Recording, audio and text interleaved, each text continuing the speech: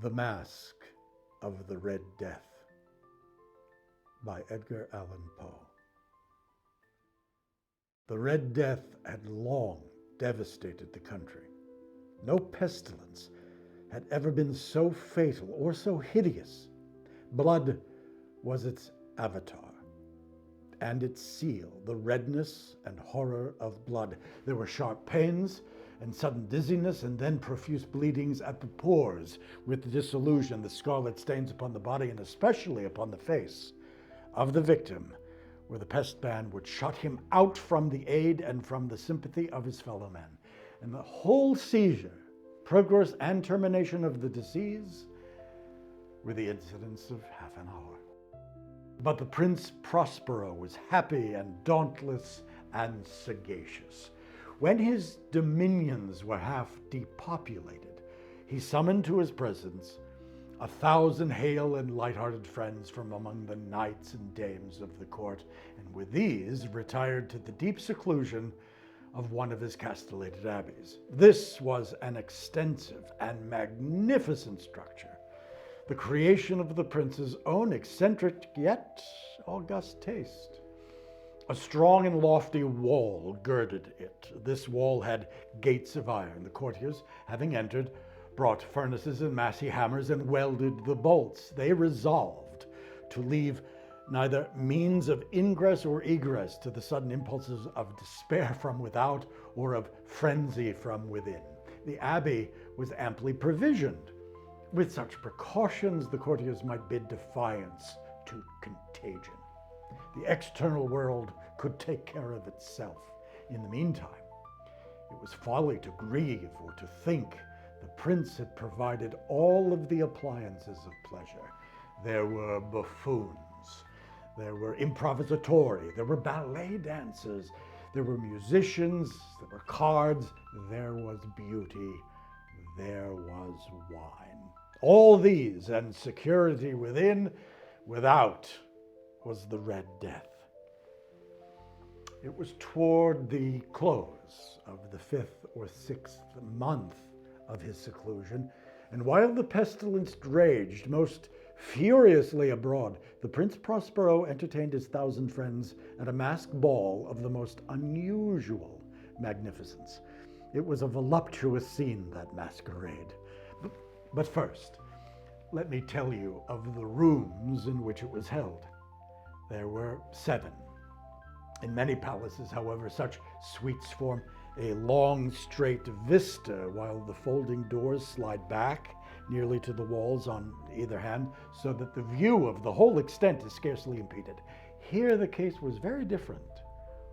It might have been expected from the Duke's love of the bizarre.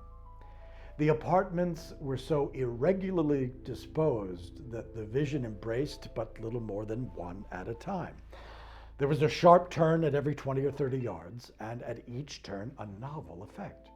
To the right and left, in the middle of each wall, a tall and narrow Gothic window looked out upon a closed corridor which pursued the windings of the suite. These windows were of stained glass, whose color varied in accordance with the prevailing hue of the decorations of the chamber into which it opened. That at the eastern extremity was hung, for example, in blue, and vividly blue were its windows. The second chamber was purple in its ornaments and tapestries, and here the panes were purple. The third was green throughout, and so were the casements. The fourth was furnished and lit with orange. The fifth was white. The sixth with violet. The seventh apartment was closely shrouded in black velvet tapestries that hung all over the ceiling and down the walls, falling in heavy folds upon the carpet of the same material and hue. But in this chamber only, the color of the windows failed to correspond with the decorations. The panes here were scarlet, a deep blood color. Now, in no one of the 7 apartments was there any lamp or candelabrum amid the profusion of golden ornaments that lay scattered to and fro or depended from the roof. There was no light of any kind emanating from lamp or candle within the suite of chambers.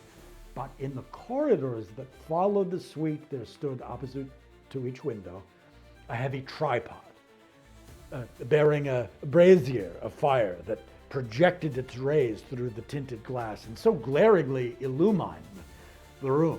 And thus were produced a multitude of gaudy and fantastic appearances.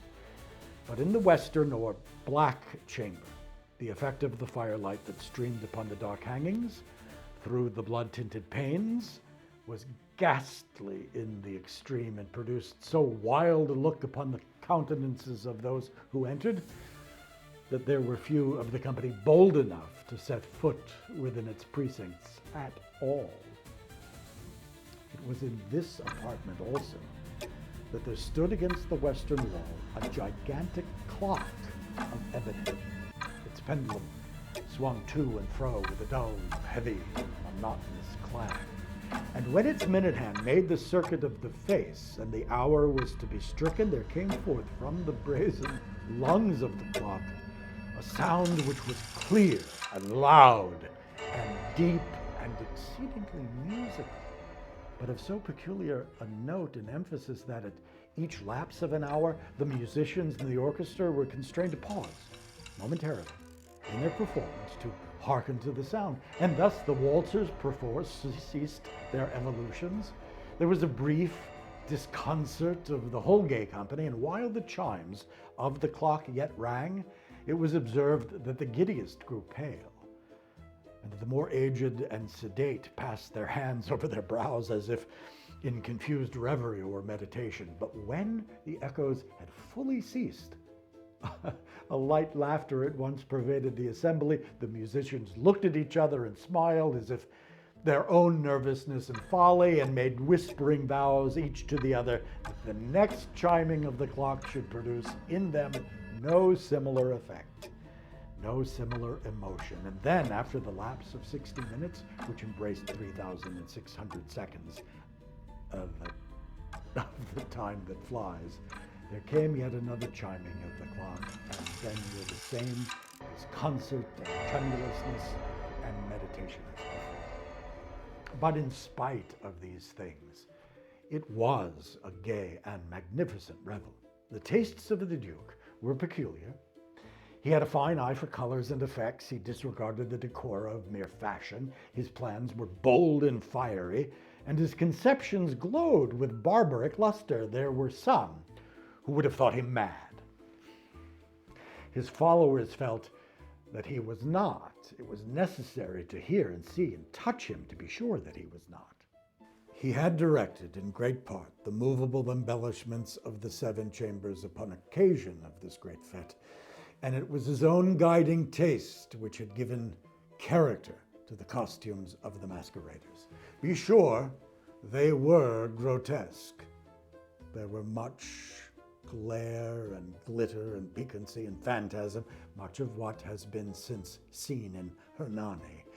There were arabesque figures with unsuited limbs and appointments. There were delirious fancies such as the madman fashions. There was much of the beautiful, much of the wanton, much of the bizarre, something of the terrible, and not a little of that which might have excited disgust. To and fro in the 7 chambers, there stalked, in fact, a multitude of dreams, and these dreams writhed in and about, taking hue from the rooms and causing the wild music of the orchestra to seem as the echo of their steps. And anon, there were strikes, the ebony clock which stands in the hall of the velvet. And then, momentarily, all is still. And all is silent save the voice of the clock. The dreams are stiff frozen as they stand, but the echoes of the chime die away. They have endured but an instant, and a light, half-subdued laughter floats after them as they depart. And now again the music swells, and the dreams live and writhe to and fro more merrily than ever, taking hue from the many tinted windows through which stream the rays of the tripods.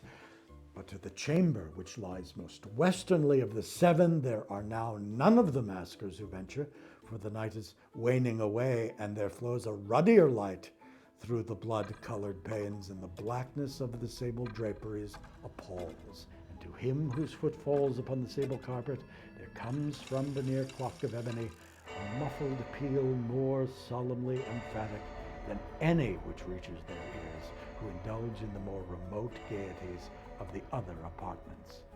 But these other apartments were densely crowded, and in them beat feverishly the heart of life, and the revel went whirlingly on until at length was sounded the 12th hour upon the clock.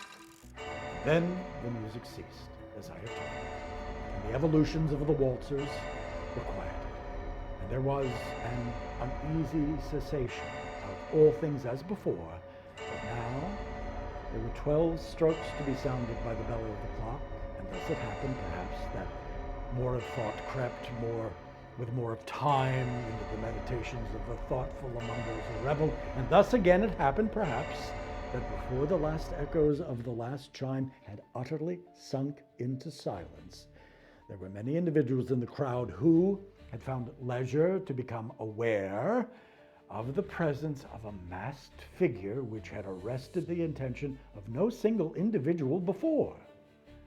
And the rumor of this new presence having spread itself whisperingly around, there arose at length from the whole company a buzz or a murmur, expressive at first of disapprobation and surprise, and then finally of terror, of horror, and of disgust.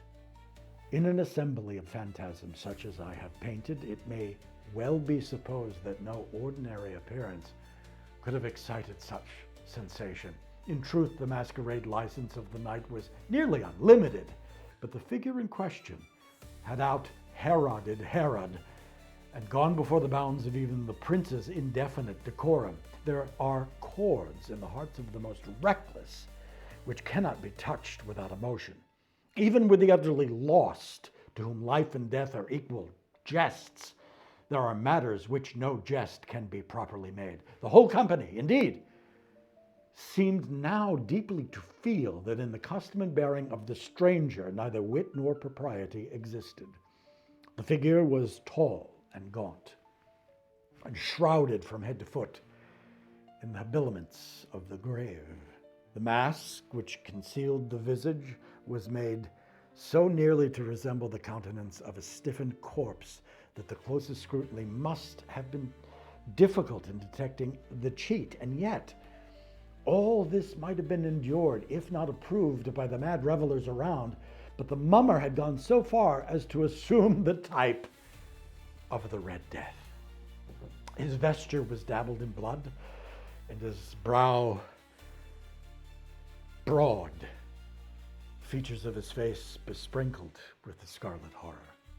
When the eyes of the Prince Prospero fell upon this spectral image, which with a slow and solemn movement, as if more fully to sustain its role, stalked to and fro among the waltzers, he was seen to be convulsed in the first moment with a strong shudder either of terror or distaste, but in the next his brow reddened with rage. "Who dares," he demanded hoarsely of the group that stood around him, "who dares thus to make a mockery of our woes, uncase the varlet, that we may know who we have to hang tomorrow at sunrise from the battlement?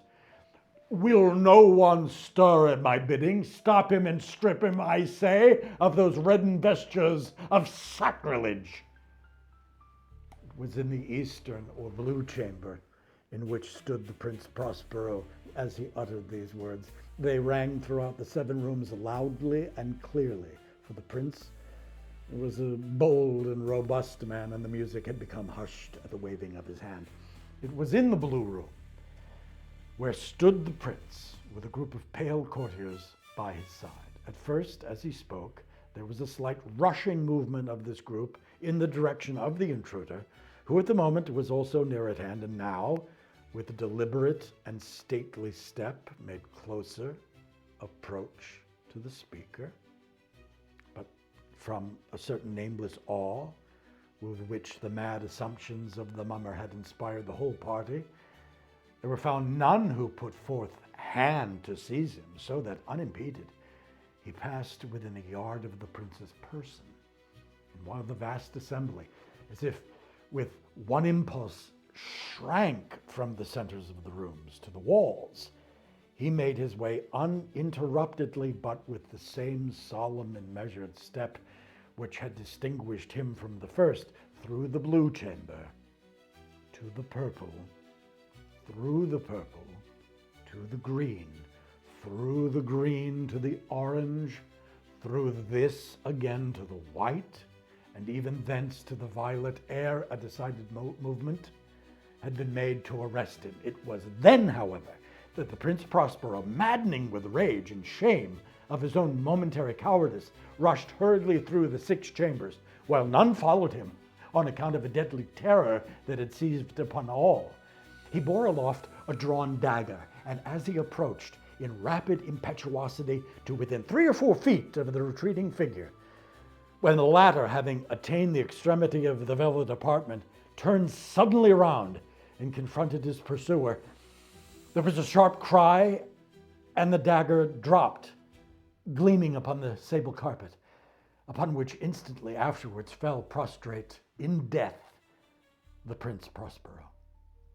Then, summoning the wild courage of despair, a throng of the revelers at once threw themselves into the black apartment, and seizing the mummer, whose tall figure stood erect and motionless within the shadow of the ebony clock, gasped in unutterable horror at finding the grave cerements and corpse-like mask, which they handled with so violent a rudeness, untenanted by any tangible form.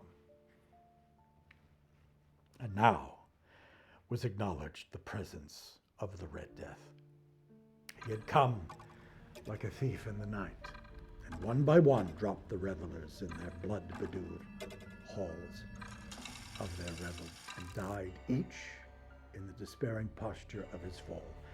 And the life of the ebony clock went out with that of the last of the gay, and the flames of the tripods expired, and darkness and decay and the Red Death held illimitable dominion over all.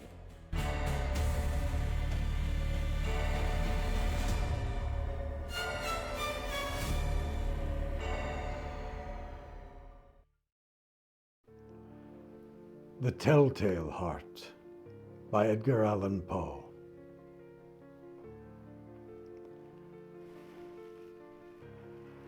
True, nervous, very, very dreadfully nervous I had been and am. But why will you say that I am mad? The disease had sharpened my senses, not destroyed, not dulled them. Above all, was a sense of hearing acute. I heard all the things in the heaven and in the earth. I heard many things in hell. How then am I mad? Listen and observe how healthily, how calmly I can tell you the whole story. It's impossible to say how first the idea entered my brain, but once conceived, it haunted me day and night. Object, there was none. Passion, there was none. I loved the old man. He had never wronged me, had never given me insult. For his gold I had no desire. I think it was his eye.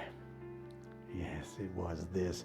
One of his eyes resembled that of a vulture, a pale blue eye with a film over it. Whenever it fell upon me, my blood ran cold. So by degrees, very gradually, I made up my mind to take the life of the old man and thus rid myself of the eye forever. Now this is the point. You fancy me mad. Madmen know nothing. But you should have seen me. You should have seen how wisely I proceeded, with what caution, with what foresight, with what dissimulation I went to work. I was never kinder to the old man than the whole week before I killed him. And every night, about midnight, I turned the latch of his door and opened it, oh, so gently. And then, when I had made sufficient opening for my head, I put in a dark lantern, all closed, so that no light shone out. And then I thrust in my head. You would have laughed. To see how cunningly I thrust it in, I moved it slowly, very, very slowly, so that I might not disturb the old man's sleep. It took me an hour to place my whole head within the opening so far that I could see him as he lay upon his bed. Would a madman have been so wise as this? And then, when my head was well in the room, I undid the lantern cautiously. Oh, so cautiously, for the hinges creaked. I undid it just so much that a single thin ray fell upon the vulture eye. And this I did for 7 long nights. And every night, just at midnight, I found the eye always closed, so it was impossible to do the work. For it was not the old man that vexed me, but his evil eye. And every morning, when the day broke, I went boldly into his chamber, spoke courageously to him, calling him by name in a haughty tone, and inquiring how he had passed the night. So you see, he would have been a very profound old man indeed to suspect that every night, just at 12, I looked in upon him while he slept. Upon the 8th night, I was more than usually cautious in opening the door. A watch's minute hand moves more quickly than did mine. Never before that night had I felt the extent of my own powers, of my sagacity. I could scarcely contain my feelings of triumph to think that there I was, opening the door little by little, and he not even to dream of my secret deeds or thoughts. I fairly chuckled at the idea, and perhaps he heard me, for he moved on the bed suddenly as if startled. Now you may think that I drew back, but no. His room was black as pitch with a thick darkness, for the shutters were closed, fastened for fear of robbers, and so I knew that he could not see the opening of the door, and I kept pushing it on steadily. I had my head in and was about to open the lantern when my thumb slipped upon the fastening, and the old man sprang up in bed, crying out, "Who's there?" I kept quite still, said nothing. For a whole hour I did not move a muscle, and in the meantime I did not hear him lie down. He was still sitting up in the bed, listening, just as I have done night after night, hearkening to the death watches in the wall. Presently, I heard a slight groan, and I knew it was the groan of mortal terror. It was not a groan of pain or of grief. Oh no, it was the low, stifled sound that arises from the bottom of the soul when overcharged with awe. I knew that sound well. Many a night, just at midnight when all the world slept, it has welled up in my own bosom, deepening with its dreadful echo the terrors that distracted me. I say I knew it well. I knew what the old man felt, and I pitied him, although I chuckled at heart. I knew that he had been lying awake ever since that first slight noise when he had heard, when he had turned in the bed. His fears had been ever since growing upon him. He had been trying to fancy him causeless, but he could not. He'd been saying to himself, "It's nothing but the wind in the chimney. It's only a mouse crossing the floor, or it's merely a cricket which has made a single chirp." Yes, he had been trying to comfort himself with these suppositions, but he found all in vain, because death, in approaching him, had stalked with his black shadow before him and enveloped the victim. And it was the mournful influence of the unperceived shadow that caused him to feel, although he never saw nor heard, to feel my presence of my head within the room. When I had waited a long time, very patiently, without hearing him lie down, I resolved to open a very, very little crevice in the lantern. So I opened it. You cannot imagine how stealthily, until at length a single dim ray, like the thread of a spider, shot out from the crevice and fell upon the vulture eye. It was open, wide open, and I grew furious as I gazed at it. I saw it with perfect distinctness, a dull blue, with a hideous veil over it that chilled the very marrow of my bones. But I could see nothing else of the old man's face or person, for I had directed the ray, as if by instinct, precisely upon the damned spot. And now, Have I not told you that what you mistake for madness is but over-acuteness of the senses? Now I say, there came to my ears a low, dull, quick sound, such as a watch makes when enveloped in cotton. I knew that sound well, too. It was the beating of the old man's heart. It increased my fury, as the beating of a drum stimulates the soldier to courage. But even yet I refrained and kept still. I scarcely breathed. I held the lantern motionless. I tried how steadily I could maintain the ray upon the eye. Meantime, the hellish tattoo of the heart increased. It grew quicker and quicker and louder. Every instant the old man's terror must have been extreme. It grew louder. I say louder every moment. Do you mark me well? I have told you that I am nervous. So I am. And now at the dead hour of the night, amid the dreadful silence of that old house, so strange a noise as this excited me to uncontrollable terror. Yet, for some minutes longer, I refrained and stood still. But the beating grew louder. I thought the heart must burst. Now, a new anxiety seized me. The sound would be heard by a neighbor. The old man's hour had come. With a loud yell, I threw open the lantern and leaped into the room. He shrieked once only. In an instant, I dragged him to the floor. I pulled the heavy bed over him. I then smiled gaily to find the deed so far done. But for many minutes, the heart beat on with a muffled sound. This, however, did not vex me. It could not be heard through the wall. At length, it ceased. The old man was dead. I removed the bed and examined the corpse. Yeah, he was stone dead. I placed my hand upon the heart and held it there for many minutes. There was no pulsation. He was stone dead. His eye would trouble me no more.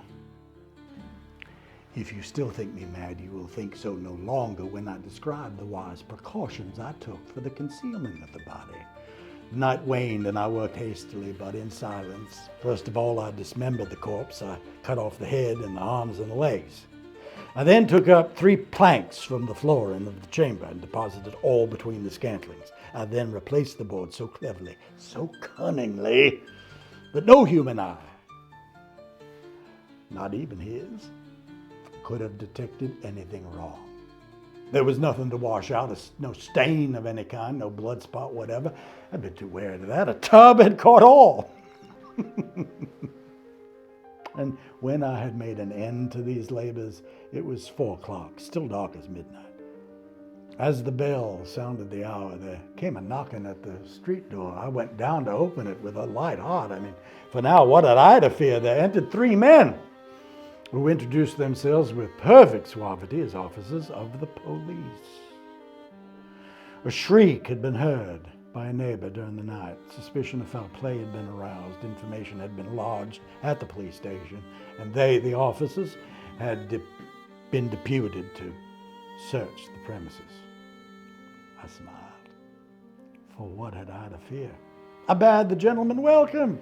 The shriek, I said, was my own in a dream. The old man I mentioned was absent in the country. I took my visitors all over the house. I bade them search well. I led them at length to his chamber. I showed them his treasures, secure, undisturbed. In the enthusiasm of my confidence, I brought chairs into the room and desired them here to rest from their fatigues, while I myself, in the wild audacity of my perfect triumph, placed my own seat upon the very spot beneath which reposed the corpse of the victim. The officers were satisfied. My manner had convinced them.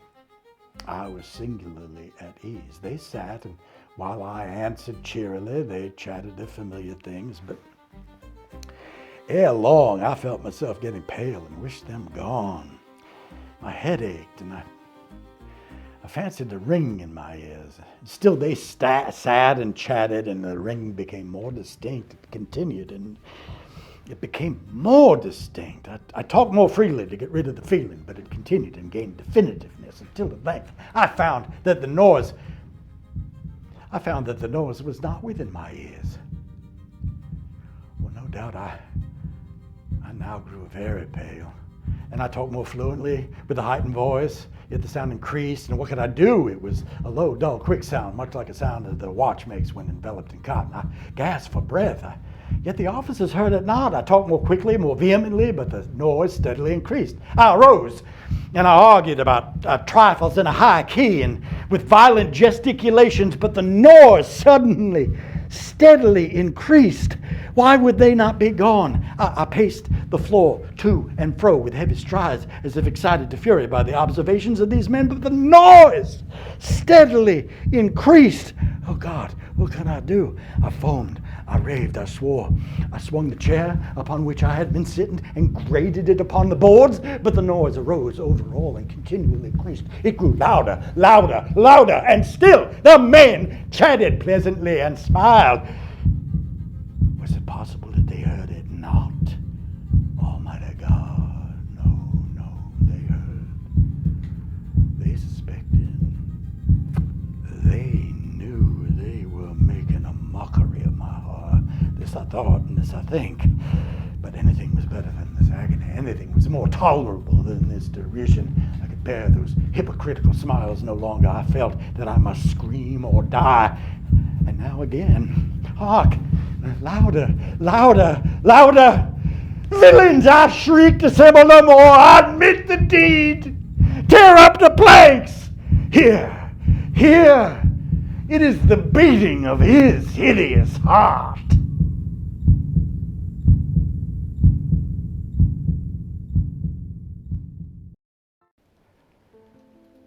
The Raven by Edgar Allan Poe.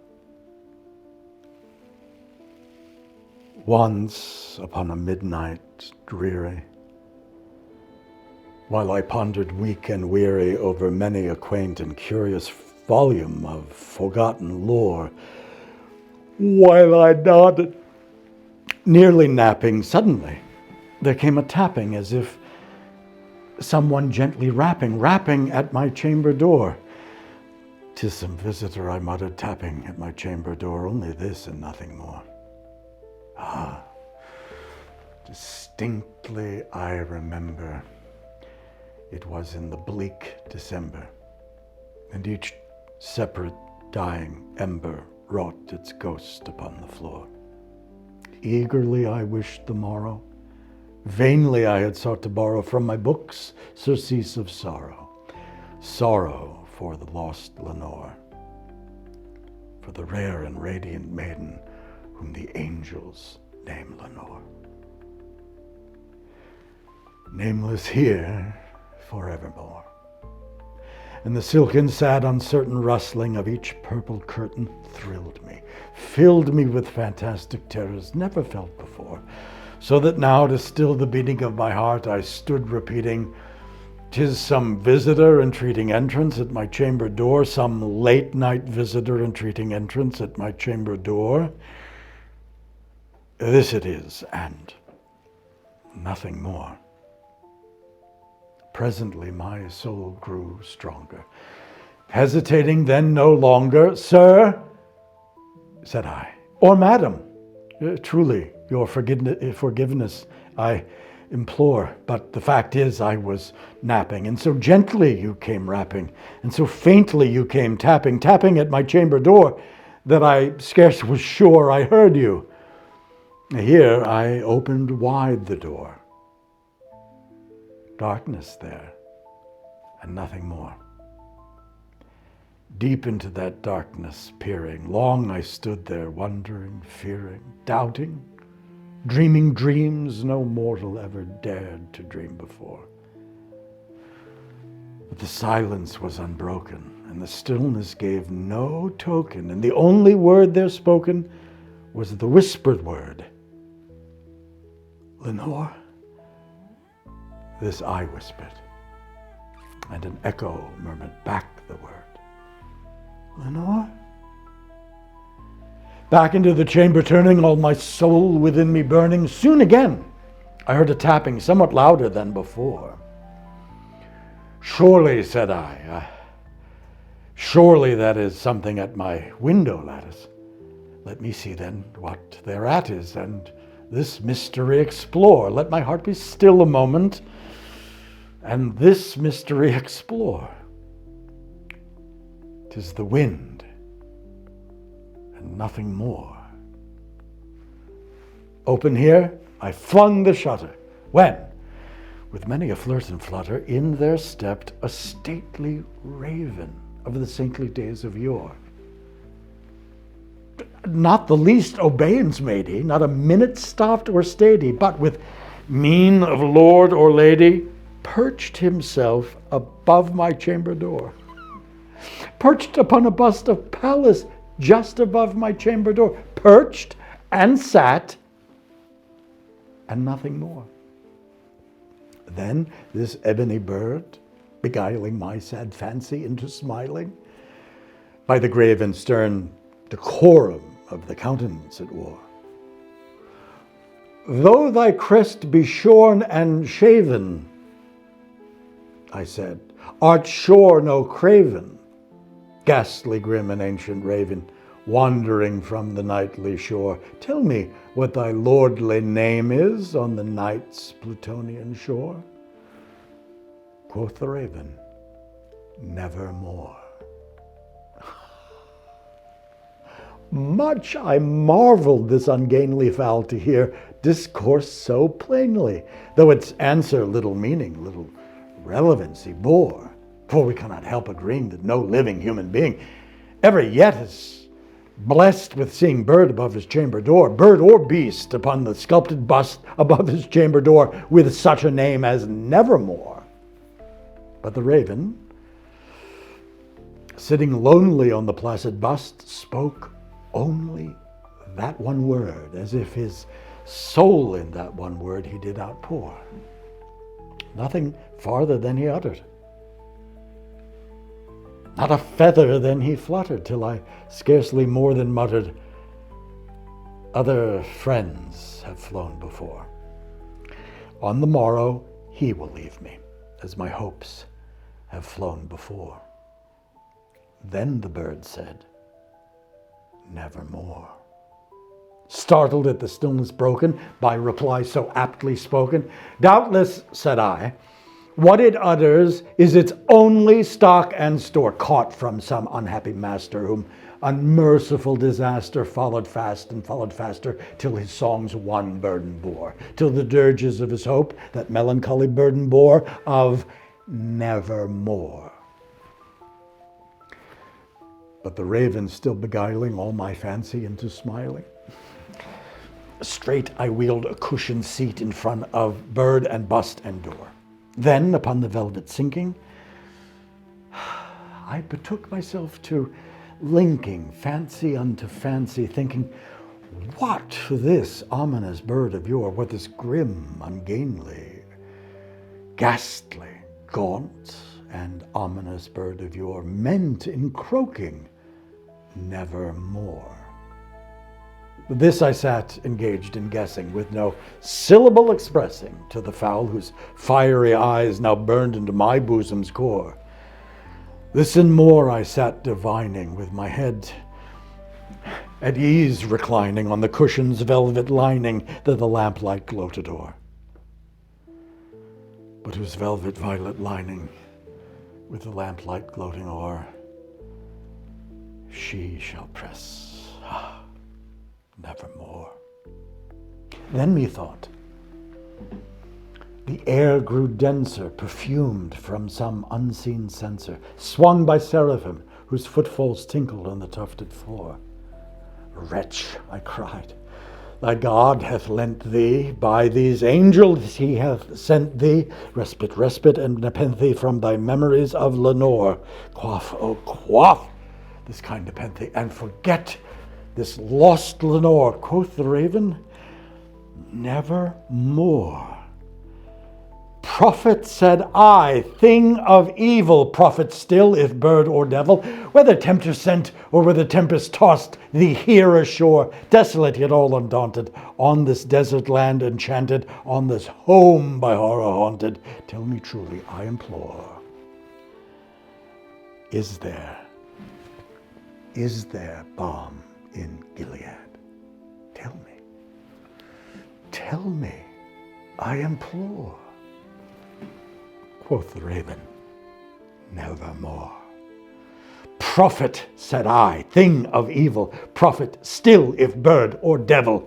By that heaven that bends above us, by that God we both adore, tell this soul with sorrow laden, within the distant Aiden, it shall clasp a sainted maiden, whom the angels name Lenore. Clasp a rare and radiant maiden, whom the angels name Lenore. Quoth the raven, nevermore. Be that word our sign of parting, bird or fiend, I shrieked, upstarting. Get thee back into the tempest and the night's Plutonian shore. Leave no black plume as a token of that lie thy soul hath spoken. Leave my loneliness unbroken. Quit the bust above my door. Take thy beak from out my heart, and take thy form from off my door.